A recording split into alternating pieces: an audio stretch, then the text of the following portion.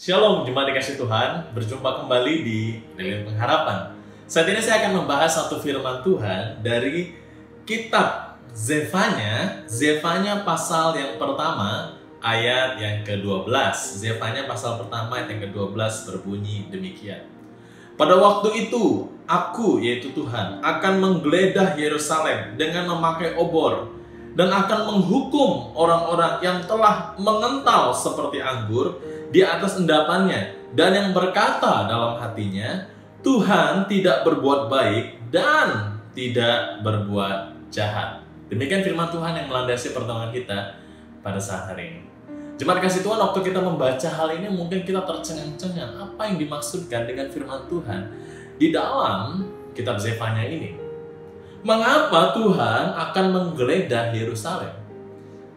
Jemaat dikasih Tuhan, bukankah Yerusalem itu adalah tempat di mana umat Allah itu beribadah? Atau bait Allah adalah berada di Yerusalem, artinya pusat peribadahan, pusat penyembahan, pusat agamawi, semuanya itu ada di Yerusalem. Sekarang pertanyaannya, mengapa di sini katakan Tuhan akan menghukum orang-orang di sana? Ternyata konteks hari ini itu ingin berbicara demikian. Pada waktu itu ada banyak sekali umat Allah yang mengakunya umat Allah, yang tinggal di Yerusalem, bahkan beribadah terus-menerus kepada Tuhan, tetapi memiliki kerohanian atau iman yang mengental seperti anggur dalam endapannya. Nah, kalau kita memandang anggur dan endapannya, mungkin kita agak sedikit rumit ya. Mungkin akan saya permudah dengan kita melihat kopi dengan endapannya. Mungkin ada beberapa bapak ibu yang suka minum kopi hitam. Karena kalau kita membuat kopi hitam, kalau kita membiarkan kopi itu akan ada endapannya di bawah. Nah, apa maksudnya seperti ini? Nah, kopi yang berada di endapannya di bawah itu adalah sebuah lambang bahwa orang-orang ini imannya itu telah apa ya? Imannya itu telah mengental. Imannya itu telah mengendap. Imannya itu telah mati. Imannya tuh nggak ada pertumbuhan. Bahkan orang-orang percaya ini berkata, Tuhan itu tidak berbuat baik dan Tuhan itu tidak berbuat jahat. Apa maksudnya? Ketika saya menjalani hidup ini, toh Tuhan itu nggak ada andilnya apa-apa dalam hidup saya. Tuhan tuh nggak berbuat baik bagi saya.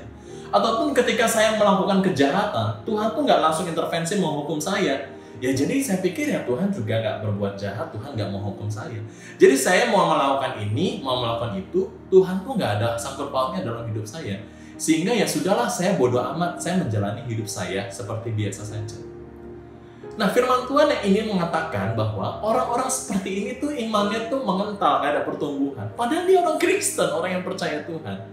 Dan firman Tuhan berkata orang-orang seperti ini akan digeledah oleh Tuhan dan mendapatkan penghukuman. Nah, jemaat dikasih Tuhan, perkataan ini sangat keras. Tapi ini menjadi suatu peringatan bagi kita. Apa maksudnya?